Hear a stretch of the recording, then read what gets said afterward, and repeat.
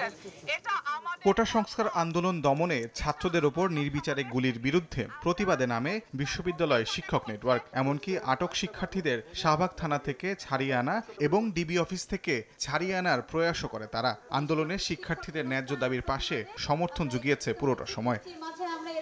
স্বৈরাচার হাসিনার পতনের পর অন্তর্বর্তীকালীন সরকারের কাছে কি চাই শীর্ষক এক সভার আয়োজন করে বিশ্ববিদ্যালয় শিক্ষক নেটওয়ার্ক। ঢাকা বিশ্ববিদ্যালয়ের মোজাফর আহমেদ চৌধুরী অডিটোরিয়ামে আয়োজিত এই সভায় অন্তর্বর্তীকালীন সরকারের কাছ থেকে প্রত্যাশা তুলে ধরেন শিক্ষক, শিক্ষার্থী ও সুশীল সমাজের নানা ব্যক্তিবর্গ। বক্তব্যে শিক্ষকরা আন্তর্জাতিক অপরাধ আদালতে শেখ হাসিনার বিচারের জন্য আবেদন করার বিষয়ে গুরুত্ব আরোপ করেন এবং জানমালের নিরাপত্তা ও সাম্প্রদায়িক হামলা রুখতে দ্রুত আইনশৃঙ্খলা বাহিনী পুরোদমে মোতায়েনের পরামর্শ দেন।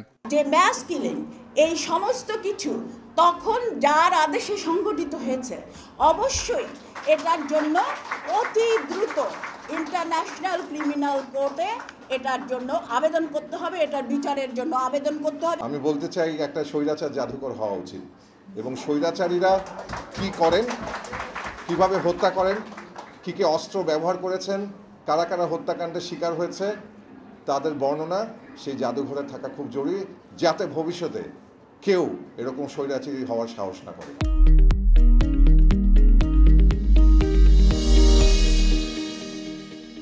সভার প্রধান অতিথি অধ্যাপক আনু মোহাম্মদ বলেন, মুক্তিযুদ্ধের নামে আওয়ামী লীগ মুক্তিযুদ্ধ বিরোধী সব কাজ করেছে।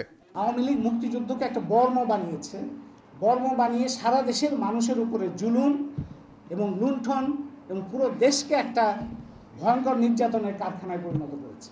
রাজনীতিতে তারুণ্যের অংশগ্রহণের দিকে জোরদার, রাষ্ট্রীয়ভাবে জুলাই মাসে শহীদদের স্মরণের ব্যবস্থা, গণমাধ্যমকে দলীয় প্রভাবমুক্ত করা সহ বেশ কয়েকটি প্রস্তাবনা আসে শিক্ষকদের পক্ষ থেকে। তাজওয়ার মাহমিদ, সময় সংবাদ, ঢাকা।